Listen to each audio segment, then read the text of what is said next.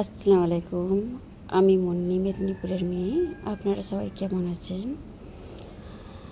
এই গরমেতে বাচ্চাকে কী খাওয়াবো ওইটাই ভাবছিলাম। ঘুম থেকে উঠে ওর ম্যাডাম আসছিল, হাতের সামনে যা ছিল ওটস, ডিম, টমেটো, পেঁয়াজ, কাঁচা লঙ্কা দিয়ে ওর জন্য একটা নাস্তা বানিয়ে ফেললাম। তাড়াতাড়ি ঝটপট হয়ে গেল নাস্তা। একটু কম তেলেই ভাজবেন, বাটার, সাদা তেল, সরষের তেল, যাতে খুশি ভাজতে পারেন।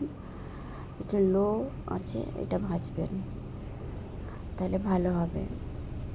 এটা আমি একটা ডিম দেখিয়েছিলাম, কিন্তু এটা দুটো ডিম লেগেছে, অনেকটা ওটস ছিল তাই। আজকে আমার শরীরটা খারাপ, কিছুই ভালো লাগছে না, গা হাত যেন কেমন হচ্ছে। আর আমার শাশুড়ি মাটির উনান ধরিয়ে দিয়েছে।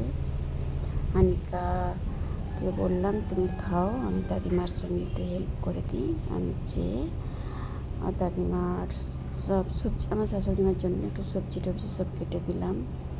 যে দেখছি ভাত রান্না হয়ে গেছে, আমুল ডাল হয়ে গেছে। তারপরে একটা সবজি বসাচ্ছে, আমি আবার যেয়ে সজনি শাক এনেছিল একটু বাছলাম।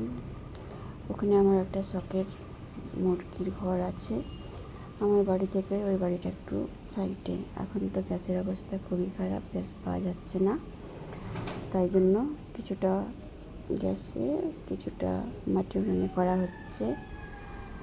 আমাদের গ্যাস 20 দিনে শেষ হয়ে যায়, ওই পাওয়া যাচ্ছে না বলে আমরা এরকম করছি। আপনাদেরও কি প্রবলেম হচ্ছে আমাদের মতোই? তাই মাটির উনুনটা একটু ঠিক করা হচ্ছে, ওই জায়গাটা একটু পরিষ্কার পরিচ্ছন্ন করা হচ্ছে। আমার মাটির উনুনে রান্না করতে ভালো লাগে, কিন্তু আমার একজন হেল্প করার জন্য চাই। গ্যাসে রান্না করলে আমার হেল্প করার জন্য চাই না। আমার ব্লগ কি আপনাদের ভালো লাগে? তাহলে একটা কমেন্ট করবেন, একটা শেয়ার করবেন। ভালো থাকবেন, সুস্থ থাকবেন। আসসালামু আলাইকুম।